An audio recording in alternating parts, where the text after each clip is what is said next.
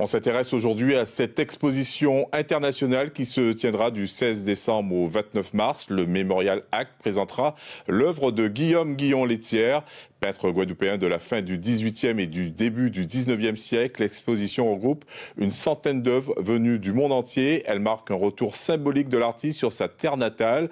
Elle met en lumière son style classique, ses paysages historiques et ses scènes inspirées de l'Antiquité, ainsi que son rôle de pédagogue et son influence sur la peinture caribéenne.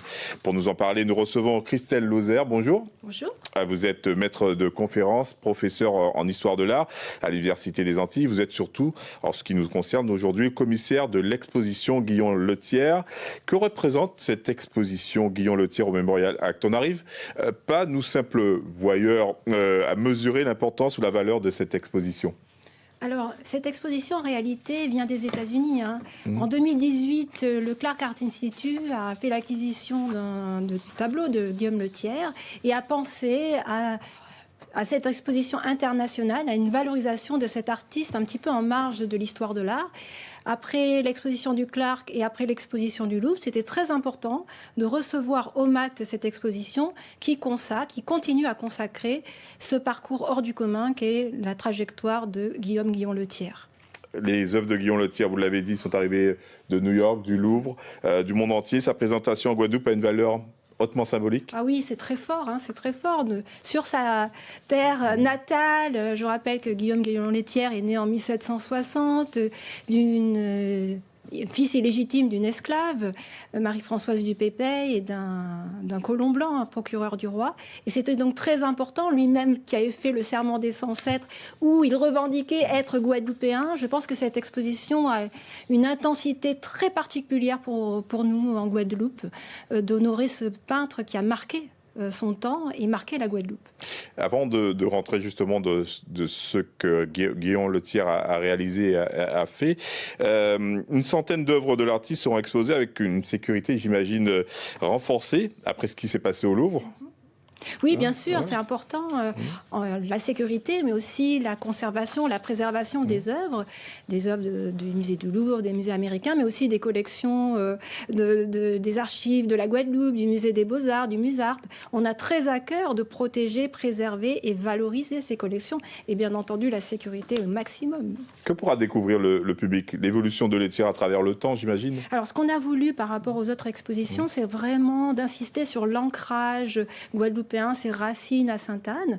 Donc, vous allez entrer dans les salles avec la musique du Chevalier de Saint-Georges, qui fait écho à la trajectoire exceptionnelle de ce peintre.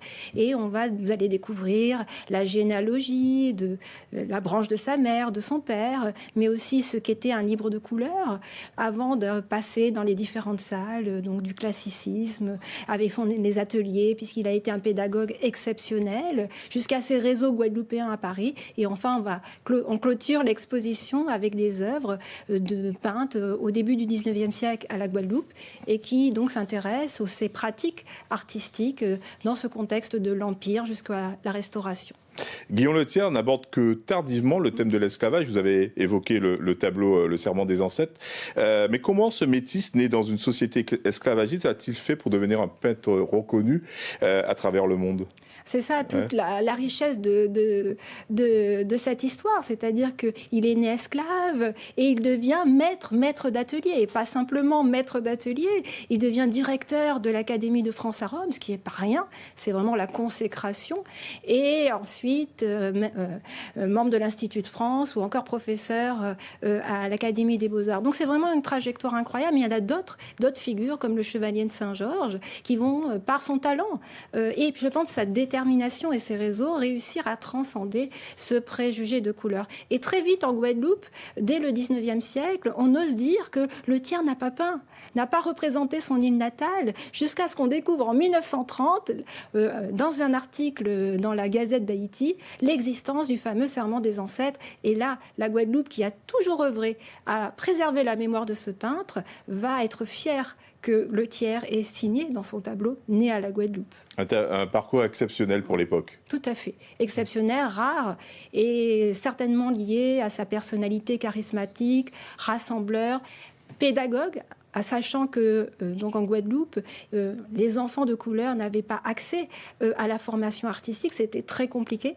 Et on peut donc imaginer tout l'enjeu autour de cette trajectoire et peut-être sa détermination, là où on ne l'entendait pas. Dans la presse, on peut dire même il aurait eu une carrière de barbouilleur à la Guadeloupe, et grâce à son talent, sa détermination et sa passion et ses idées républicaines également, il a réussi à transcender et à devenir le grand peintre, la grande figure de référence, rival de David, donc de la fin du XVIIIe et du début du XIXe.